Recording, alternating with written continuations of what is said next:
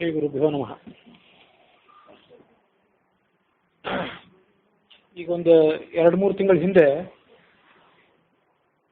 ಪೇಜಾವರ ಶ್ರೀಪಾದರು ಮೈಸೂರಿನ ಚಾತುರ್ಮಾಸದಲ್ಲಿದ್ದಾಗ ನಡೆದ ಘಟನೆಗಳು, ಅದ್ರ ಬಗ್ಗೆ ಪತ್ರಿಕೆಯಲ್ಲಿ ಬಂದ ವರದಿಗಳು, ನೀವು ಅದನ್ನು ತೋರಿಸಿದ್ರಿ.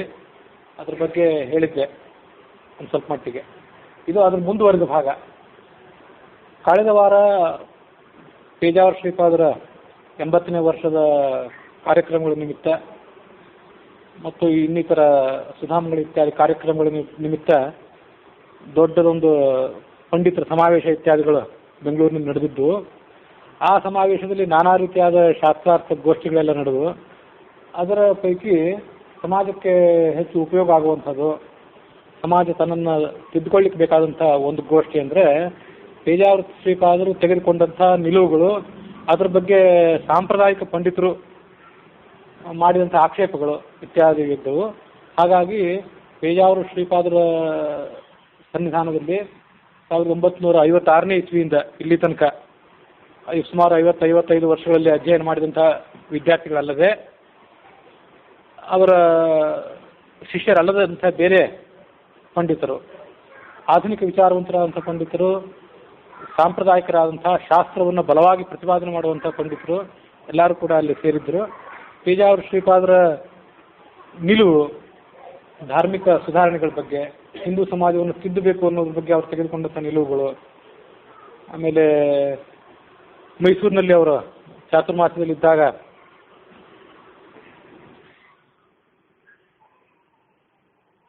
ದಲಿತರ ಕೇರಿಗೆ ಅವರು ಹೋಗಿ ಸುಧಾರಣೆ ಮಾಡಿದಂಥ ಪ್ರಯತ್ನಗಳು, ಇದನ್ನೆಲ್ಲ ಪಂಡಿತರು ಕೂಡ ತಮ್ಮ ವಿಚಾರಗಳನ್ನ ಶ್ರೀಪಾದರ ಮುಂದೆ ಇಟ್ಟರು. ಎಷ್ಟೋ ಜನ ಪಂಡಿತರು ಶ್ರೀಪಾದರ ನಿಲುವುಗಳನ್ನು ಆಕ್ಷೇಪ ಮಾಡಿದರು. ಶ್ರೀಪಾದರು ತಮ್ಮ ನಿಲುವನ್ನು ಸ್ಪಷ್ಟಪಡಿಸಬೇಕಾಯ್ತು. ಸಭೆ ಒಂದು 2-3 ಗಂಟೆ ನಡೆದಾಗ ಅದರಲ್ಲಿ ನಿರ್ಧಾರ ಏನು ಆಗಲಿಲ್ಲ. ನಿರ್ಧಾರ ಆಗಬೇಕು ಅಂತ ಸಭೆನೂ ಏನು ಇರಲಿಲ್ಲ. ಅದು ಆದರೂ ಒಂದು ಚರ್ಚೆಯನ್ನು ಈಗ ಪ್ರಾರಂಭ ಮಾಡಬೇಕು, ಇದೇ ಥರದ ಚರ್ಚೆಗಳು ಇನ್ನು ಮುಂದೆ ಕೂಡ ನಡೆಯಬೇಕು ಅನ್ನುವಂಥ ಒಂದು ಅಭಿಪ್ರಾಯದಿಂದ ಆ ಸಭೆ ಮುಕ್ತಾಯ ಆಯಿತು. ಈಗ ಒಂದು 50-60 ವರ್ಷದ ಹಿಂದೆನೂ ಕೂಡ ಅನೇಕ ಜನ ಹಿರಿಯ ಪೀಠಾಧಿಪತಿಗಳು ತಮ್ಮ ಎದುರಿಗಿದ್ದಂಥ ಸಮಾಜದ ಗಣ್ಯ ವ್ಯಕ್ತಿಗಳು, ವಿದ್ಯಾರ್ಥಿಗಳು, ಪಂಡಿತರು ಇತ್ಯಾದಿಗಳನ್ನ ಎದುರುಗಡೆ ಕೂಡಿಸ್ಕೊಂಡು ಶಾಸ್ತ್ರಕ್ಕೆ ಸಂಬಂಧಪಟ್ಟಂಥ ಸೂಕ್ಷ್ಮವಾದಂಥ ಇಂಥ ವಿಚಾರಗಳನ್ನು ಚರ್ಚೆ ಮಾಡಿದ್ರು. ಅವರು ಎಲ್ಲ ಅದನ್ನು ನಿರ್ಧಾರ ಮಾಡಿದ್ದಿದೆ.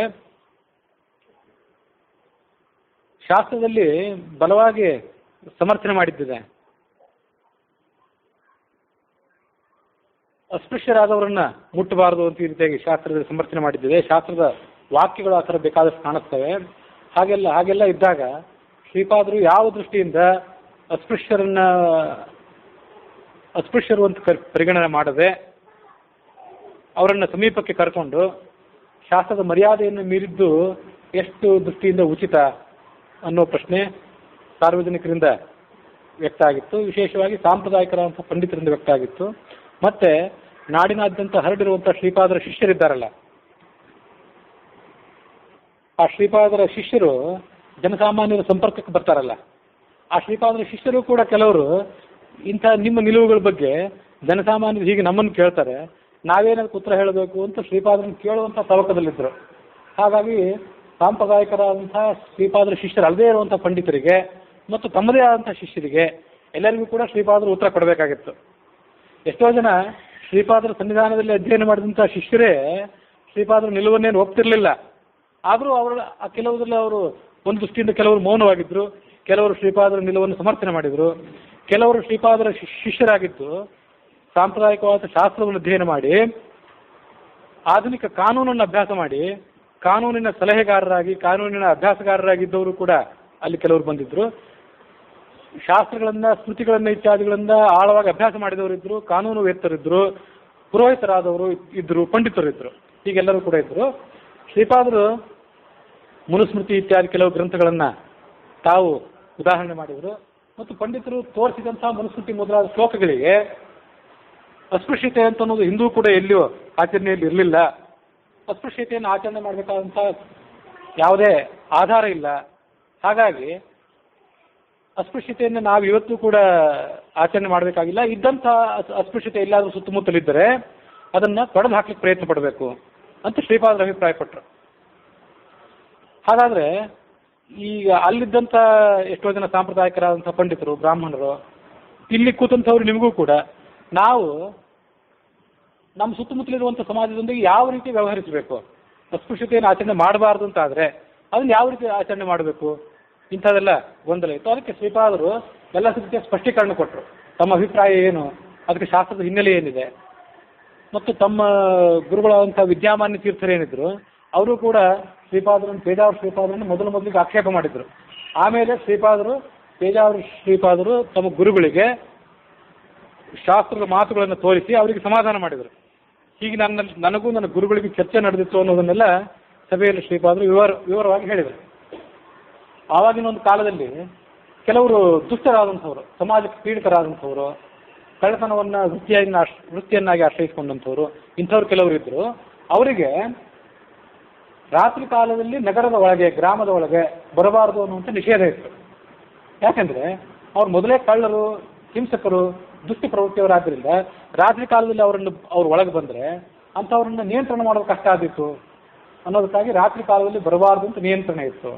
ಈ ಬೆಳಗಿನ ಹೊತ್ತಿನಲ್ಲಿ ಬರಬೇಕಾದ್ರೂ ಕೂಡ ರಾಜ ಅವರಿಗೆ ಕೆಲವು ಚಿಹ್ನೆಗಳನ್ನು ಕೊಟ್ಟಿರ್ತಿದ್ದಂತೆ. ಇಂಥವರು ತಮ್ಮ ನಡತೆಗಳನ್ನು ಸುಧಾರಿಸಿಕೊಂಡಂಥವ್ರು, ಇವರು ಒಳಗೆ ಬರಬಹುದು ಅಂತ ಇಂಥ ಕೆಲವು ರಾಜ ಚಿಹ್ನೆಗಳನ್ನು ರಾಜ ಕೊಟ್ಟಿರ್ತಿದ್ದಂತೆ. ಆ ರಾಜ ಚಿಹ್ನೆಗಳನ್ನು ಮೈ ಮೇಲೆ ಧರಿಸಿಕೊಂಡು ಅವ್ರು ಬರಬಹುದು ಅಂತ ಹೀಗೊಂದು ಯಾವುದೋ ಶಾಸ್ತ್ರದಲ್ಲಿ ಒಂದು ಮಾತಿದೆ.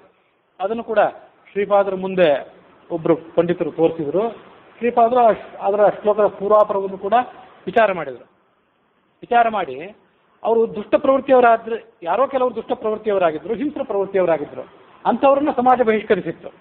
ಹಾಗಾಗಿ ಇವತ್ತು ಅವರು ಅಂಥ ಪ್ರವೃತ್ತಿಯವರಲ್ಲದವರಾಗಿದ್ದರೆ ಅವರನ್ನು ನಾವು ಅಸ್ಪೃಶ್ಯ ಅಂತ ಪರಿಗಣನೆ ಮಾಡಬೇಕಾಗಿಲ್ಲ, ಅವರನ್ನು ನಾವು ದೂರ ಇಡಬೇಕಾಗಿಲ್ಲ ಅನ್ನುವಂಥ ಮಾತನ್ನು ಶ್ರೀಪಾದರು ಆ ಸಂದರ್ಭದಲ್ಲಿ ಸಭೆಯಲ್ಲಿ ವ್ಯಕ್ತ ಮಾಡಿದರು.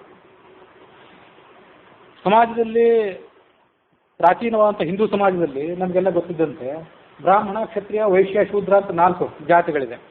ಬ್ರಾಹ್ಮಣರಾದವರು ವೈಶ್ಯ, ಕ್ಷತ್ರಿಯ ಮತ್ತು ಶೂದ್ರರು, ಈ ಉಳಿದ 3 ಜಾತಿಗಳೇನಿವೆ ಇವುಗಳನ್ನು ನೀವು ಹೇಗೆ ಪರಿಗಣನೆ ಮಾಡ್ತೀರಿ?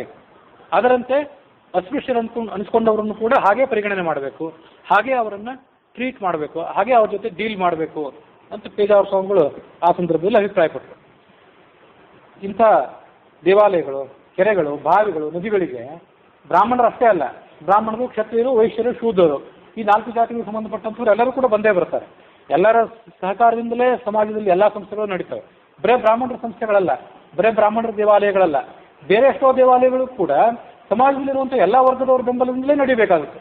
ಸಮಾಜದಲ್ಲಿ ಯಾವುದೇ ವರ್ಗವೂ ಕೂಡ ತಾನೊಂದೇ ಸ್ವತಂತ್ರ, ತಾನೊಂದೇ ತಲೆ ಎತ್ತಿ ನಿಲ್ಲುತ್ತೇನೆ, ಬೇರೆಯವ್ರ ಬೆಂಬಲ ನನಗೆ ಬೇಕಾಗಿಲ್ಲ ಅನ್ನುವಂಥ ವರ್ಗ ಸಮಾಜದಲ್ಲಿ ಯಾವುದೂ ಇಲ್ಲ. ಹಾಗಾಗಿ ಎಲ್ಲ ದೇವಾಲಯಗಳು, ಧಾರ್ಮಿಕ ಸಂಸ್ಥೆಗಳು ಸಮಾಜದ ಎಲ್ಲ ವರ್ಗಗಳ, ಎಲ್ಲ ಜಾತಿಗಳ ಬೆಂಬಲವನ್ನು ಅವಲಂಬಿಸಿಕೊಂಡೇ ಮುಂದುವರಿಬೇಕು. ಹಾಗಿದ್ದಾಗ ಎಲ್ಲರೂ ಆಯಾ ದೇವಸ್ಥಾನಗಳಿಗೆ, ಧಾರ್ಮಿಕ ಕೇಂದ್ರಗಳಿಗೆ, ಪ್ರಾರ್ಥನಾ ಸಭೆಗಳಿಗೆ ಉಳಿದವರೆಲ್ಲ ಬಂದೇ ಬರ್ತಾರೆ. ಅದರಂತೆ ಉಳಿದವರೆಲ್ಲರೂ ಕೂಡ ಬರುವಂತಾಗಬೇಕು. ಅಸ್ಪೃಶ್ಯರು ಅಂತ ನಾವು ಯಾರನ್ನು ದೂರ ಇಟ್ಟಿದ್ದೀವಿ ಅವರು ಕೂಡ ಇಲ್ಲಿ ಬರುವಂತಾಗಬೇಕು. ಮತ್ತು ನದಿ, ಕೆರೆ ಇತ್ಯಾದಿಗಳಿಗೂ ಕೂಡ ಅವರನ್ನು ನಾವು ಬಹಿಷ್ಕಾರ ಮಾಡಬಾರ್ದು ಅನ್ನುವಂಥ ಅಭಿಪ್ರಾಯ ಅಲ್ಲಿ ಧ್ವನಿಯಿಂದ ವ್ಯಕ್ತ ಆಯಿತು. ನದಿ, ಕೆರೆ, ಬಾವಿ, ಪ್ರಾರ್ಥನಾ ಮಂದಿರಗಳು ಇದ್ರ ಬಗ್ಗೆ ಸ್ಪಷ್ಟವಾದಂಥ ಮಾತು ಅಲ್ಲಿ ಬರಲಿಲ್ಲ. ಆದರೆ ಬ್ರಾಹ್ಮಣರಾದವರು ಕ್ಷತ್ರಿಯರನ್ನು, ವೈಶ್ಯರನ್ನು, ಶೂದ್ರರನ್ನು ಹೇಗೆ ಪರಿಗಣನೆ ಮಾಡ್ತಾರೋ ಅದರಂತೆ ಅಸ್ಪೃಶ್ಯರನ್ನು ಕೊಂಡವ್ರನ್ನು ಕೂಡ ಪರಿಗಣನೆ ಮಾಡಬೇಕು. ಅಷ್ಟು ಮಾಡಿದರೆ ಸಾಕು, ಅದಕ್ಕಿಂತ ಹೆಚ್ಚಿನದನ್ನು ಯಾರೂ ಕೂಡ ನಮ್ಮಿಂದ ಅಪೇಕ್ಷೆ ಪಡೋದಿಲ್ಲ ಅನ್ನೋ ಅಭಿಪ್ರಾಯ ಅವ್ರು ಹೇಳಿದರು. ಈಗ ಅಲ್ಲಿ ಹಿಂದೊಮ್ಮೆ 3 ತಿಂಗಳು ಹಿಂದೊಂದ್ಸರಿ ಮಾತಾಡಿದಾಗ ಪತ್ರಿಕೆಗಳಲ್ಲಿಯೂ ವರದಿ ಬಂದಂತೆ. ಹಾಗಾಗಿ ನೀವು ಇಷ್ಟೆಲ್ಲ ಧಾರ್ಮಿಕ ಸುಧಾರಣೆಗಳನ್ನು, ಸಮಾಜದ ಸುಧಾರಣೆಗಳನ್ನು ಮಾಡಬೇಕು ಅಂತ ಅಪೇಕ್ಷೆ ಪಟ್ಟದ್ದಾದರೆ ನಮ್ಮ ಜೊತೆಗೆ ನೀವು ಬಂದು ಊಟಕ್ಕೆ ಕೂತ್ಕೊಳ್ಳಿ ಅಂತ ಅವರು ಆಹ್ವಾನ ಮಾಡಿದ್ದಿತ್ತು. ಪೇಜಾವರ ಸ್ವಾಮಿಗಳಿಗೆ ಬಹಿರಂಗವಾಗಿ ಒಂದು ಆಹ್ವಾನವೂ ಬಂದಿತ್ತು.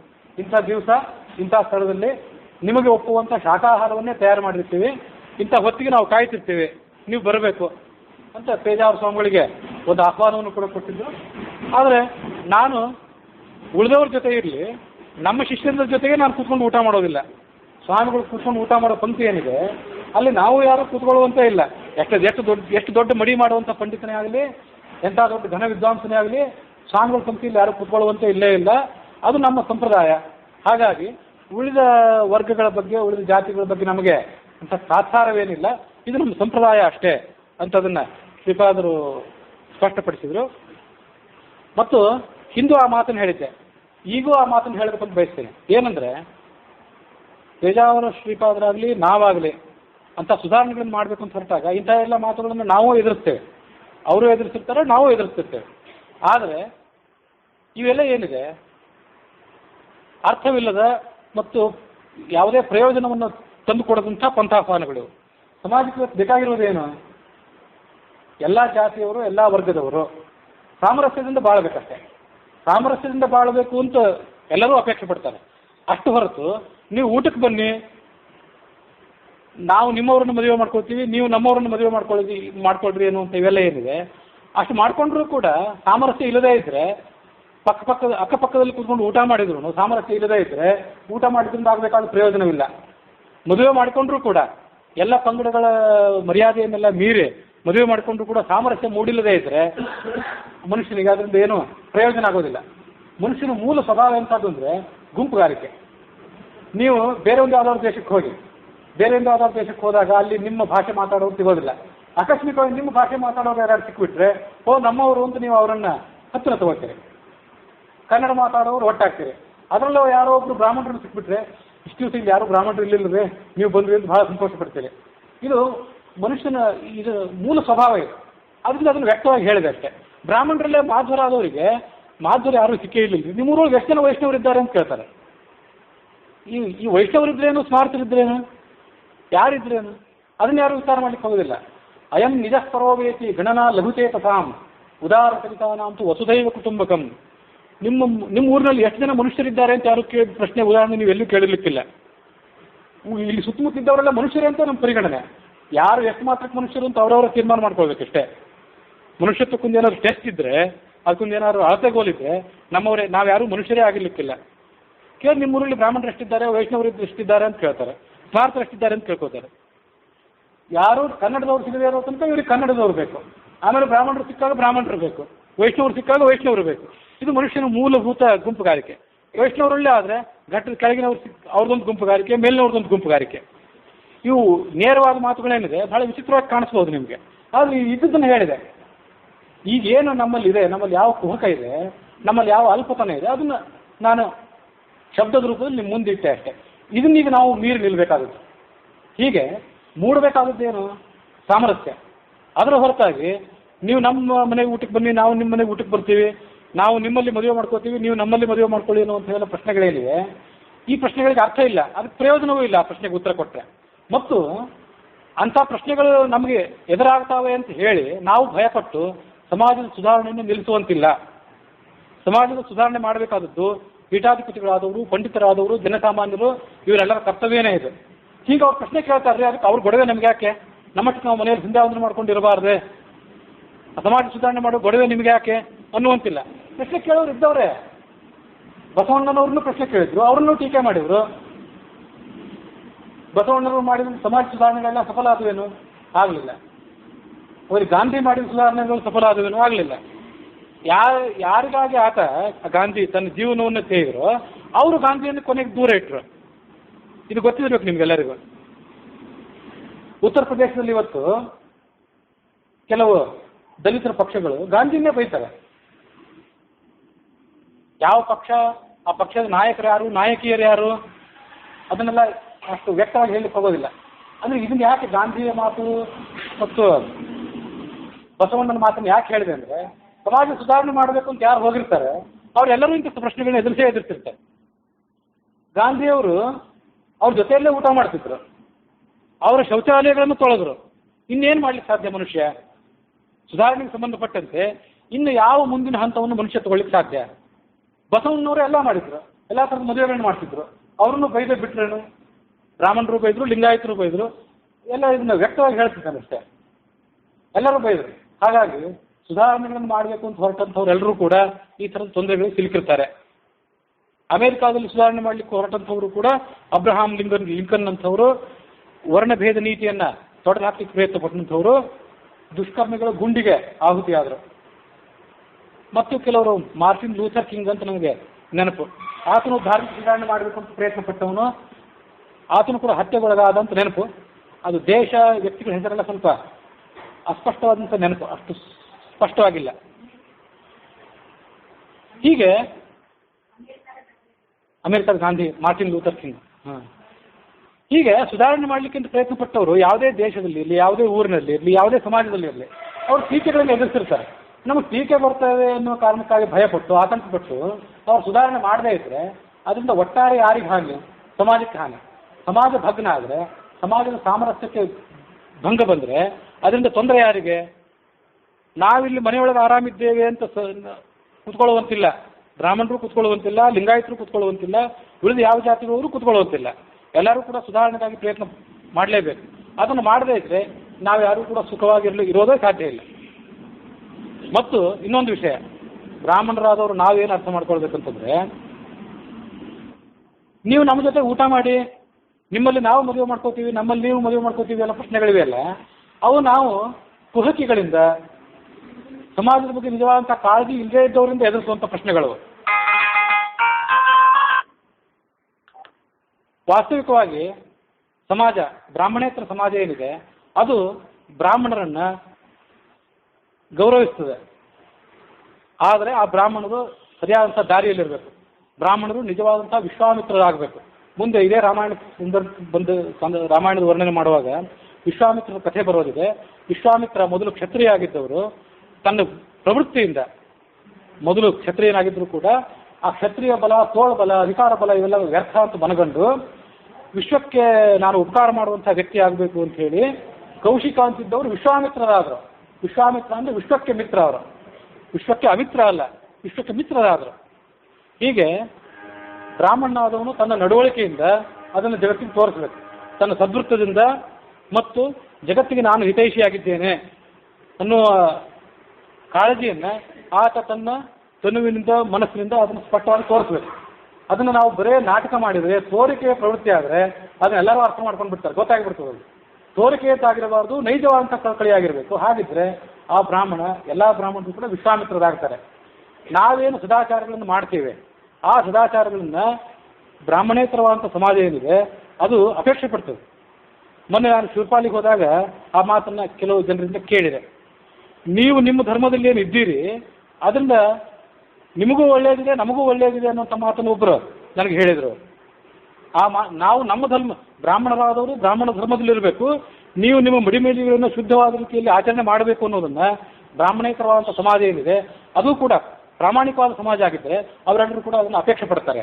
ಹಾಗಾಗಿ ನಾವು ಮಾಡುವಂಥ ಆಚರಣೆಗಳೇನಿವೆ, ನಾವು ಮಾಡುವಂಥ ಸಂಪ್ರದಾಯಗಳು, ಅದು ವೈಷ್ಣವ ಸಂಪ್ರದಾಯ ಇರ್ಬೋದು, ಸ್ಮಾರ್ಥ ಸಂಪ್ರದಾಯ ಇರ್ಬೋದು, ಯಾವುದೇ ದೇವತೆಗಳ, ಯಾವುದೇ ದೇವಿಯರ, ಯಾವುದೇ ಗುರುಗಳ ಆರಾಧನೆ ಇರ್ಬೋದು, ಅನೂಚಾನವಾಗಿ ಬಂದಂಥ ಸಂಪ್ರದಾಯ ಏನಿದೆ ಅದನ್ನು ಆಚರಣೆ ಮಾಡಲಿಕ್ಕೆ ಮತ್ತು ಮುಖ್ಯವಾಗಿ ಉಳಿದ ಪ್ರಾಪಂಚಿಕ ವೃತ್ತಿಗಳನ್ನು ನಾವು ದುಡ್ಡಿಗಾಗಿ ಇವತ್ತು ಮಾಡಲೇಬೇಕು.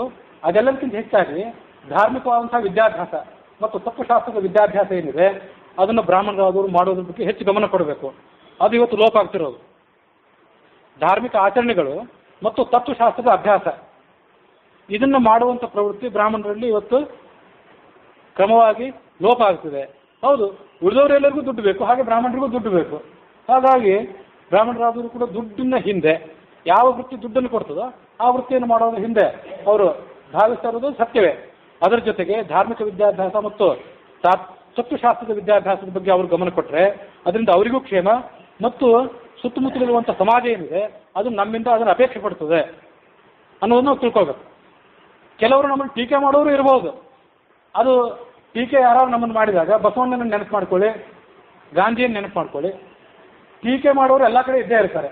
ನೀವು ಸುಧಾರಣೆ ಮಾಡಿದರೂ ಟೀಕೆ ಮಾಡ್ತಾರೆ, ಸುಧಾರಣೆ ಮಾಡದೆ ನಿಮ್ಮ ಮನೆಯಲ್ಲಿ ನೀವಿದ್ದರೆ ಇವರಿಗೆ ಸಮಾಜದ ಗೊಡವೆಯೂ ಬೇಡ, ಸಮಾಜದಲ್ಲಿ ಏನು ನಡೀತಾ ಇದೆ, ಏನು ನಡೀತಿಲ್ಲ ಅನ್ನುವಂಥ ಚಿಂತೆ ಇವರಿಗಿಲ್ಲ ಅಂತ ನಿಮ್ಮನ್ನು ಟೀಕೆ ಮಾಡ್ತಾರೆ. ಹಾಗಾಗಿ ಕಾಡಿನಲ್ಲಿ ಹೋಗಿ ಕುಳಿತಂಥ ಮನುಷ್ಯನಿಗೂ ಕೂಡ ಒಬ್ಬ ಮಿತ್ರ, ಒಬ್ಬ ಶತ್ರು, ಒಬ್ಬ ಉದಾಸೀನ ಸಿಗ್ತಾರೆ ಅಂತ ಹಿಂದೊಮ್ಮೆ ಹೇಳಿದ್ದೆ. ಮುನೇರಪಿ ವನಸ್ಥಸ್ಯ ಸ್ವಾಮಿ ಕರ್ಮಾಣಿ ಕುರುವತಃ ಉತ್ಪದ್ಯಂತೆ ಪ್ರಯಪಕ್ಷ ಮಿತ್ರ ಉದಾಸೀನ ಶತ್ರವ. ಒಬ್ಬ ಮಿತ್ರ, ನೀವು ಮಾಡಿದ್ದನ್ನು ಮೆಚ್ಚುವಂಥ ಒಬ್ಬ ಮಿತ್ರ ಸಿಗ್ತಾನೆ, ನೀವು ಮಾಡಿದ್ದನ್ನು ಟೀಕೆ ಮಾಡುವಂಥ ಶತ್ರು ಒಬ್ಬ ಸಿಗ್ತಾನೆ. ನಿಮಗೆ ಟೀಕೆನೂ ಇಲ್ಲ, ನಿಮಗೆ ಹೊಗಳಿಕೆನೂ ಇಲ್ಲ, ಏನೂ ಮಾಡಿದ್ರೆ ತಟಸ್ಥನಾಗಿರುವಂಥ ಮತ್ತೊಬ್ಬ ಸಿಗ್ತಾನೆ.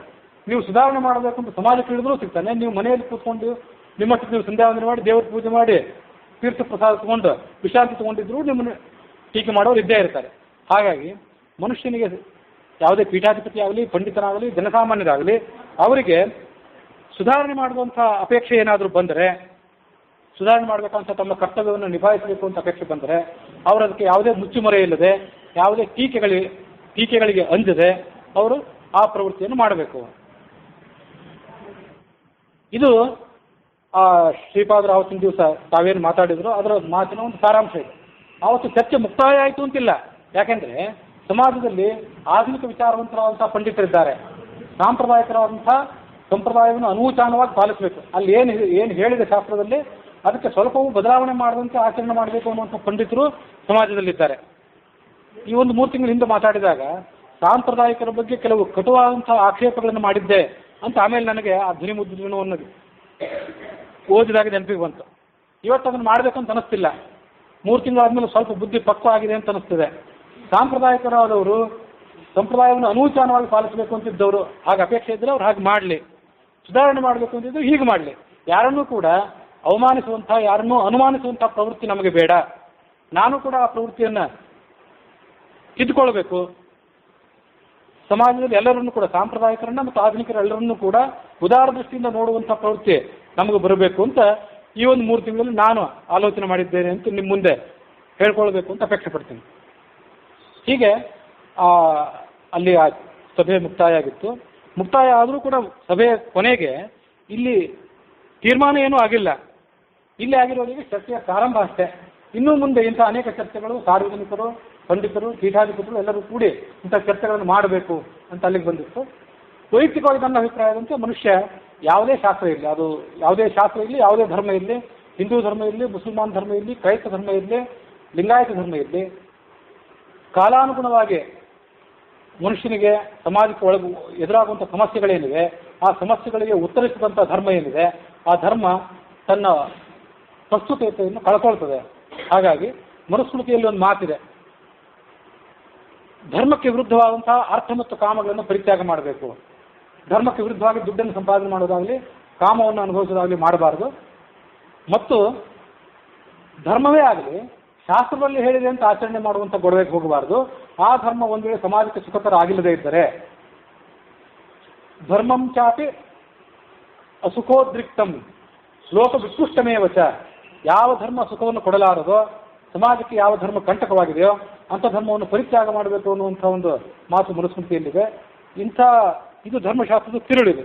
ಈ ತಿರುಳಿನಲ್ಲಿ ಧರ್ಮಶಾಸ್ತ್ರದ ಎಲ್ಲ ವಾಕ್ಯಗಳನ್ನು ತೂಗಿ ನೋಡಿ ಅದರ ಸಾರವನ್ನು ಅಳೆದು ಮನುಷ್ಯರಾದವರು, ಬ್ರಾಹ್ಮಣರಾದವರು ಎಲ್ಲರೂ ಮತ್ತು ಬ್ರಾಹ್ಮಣರೇತರಾದವರು ಎಲ್ಲರೂ ಕೂಡ ತಮ್ಮ ಪ್ರವೃತ್ತಿಗಳನ್ನು ಸುಧಾರಣೆ ಮಾಡ್ಕೋಬೇಕು ಅಂತ ಇದು ನನ್ನ ವೈಯಕ್ತಿಕವಾದ ಅಭಿಪ್ರಾಯ. ಮುಂದೆ ಇನ್ನೂ ದೊಡ್ಡ ಪಂಡಿತರ ಮಟ್ಟದಲ್ಲಿ ಪುರೋಹಿತರಾದವರು, ಪೀಠಾಧಿಪತಿಗಳಾದವರು, ಸಾರ್ವಜನಿಕರಾದವರು, ಕಾನೂನುವೇತ್ತರು ಅವರ ನಡುವೆ ಚರ್ಚೆ ಮತ್ತೆ ಮುಂದುವರಿಯಲಿದೆ. ಆ ಚರ್ಚೆ ಮುಂದೆ ನಡೆದಾಗ ನನ್ನ ಗಮನಕ್ಕೆ ಬಂದರೆ ಅದನ್ನು ನಿಮ್ಮ ಮುಂದೆ ತಿಳಿಸ್ತೇನೆ. ಆವತ್ತು ಆ ಚರ್ಚೆ ನಡೆದಾಗ ಅಲ್ಲಿ ನಿಮಗೆ ಯಾರಿಗೂ ಒಂದು ಕೇಳಲಿಕ್ಕೆ ಅವಕಾಶ ಸಿಕ್ಕಿರ್ಲಿಕ್ಕಿಲ್ಲ. ಅದೊಂದು ಚರ್ಚೆಯಲ್ಲಿ ನಾನು ಭಾಗವಹಿಸಿದ್ದೆ. ಉಳಿದ್ರಲ್ಲಿ ಯಾವುದರಲ್ಲೂ ಭಾಗವಹಿಸಿದ್ದೆ ಅಂದರೆ ಕೇವಲ ಶ್ರೋತೃವಾಗಿ ಭಾಗವಹಿಸಿದ್ದೆ. ಅಲ್ಲೇನು ಮಾತಾಡಿರಲಿಲ್ಲ. ಅಲ್ಲಿ ಏನು ಹೇಳಬೇಕು ಅಂತ ಅನ್ಸಿತ್ತು ಅದನ್ನು ಈಗಿಲ್ಲಿ ನಿಮ್ಮ ಎದುರಿಗೆ ಹೇಳಿದ್ದೇನೆ.